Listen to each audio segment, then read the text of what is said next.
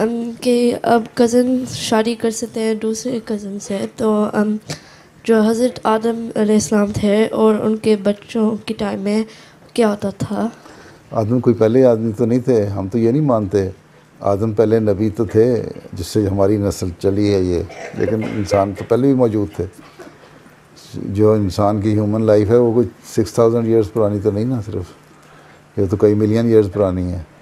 इसका मतलब लोग पहले भी थे।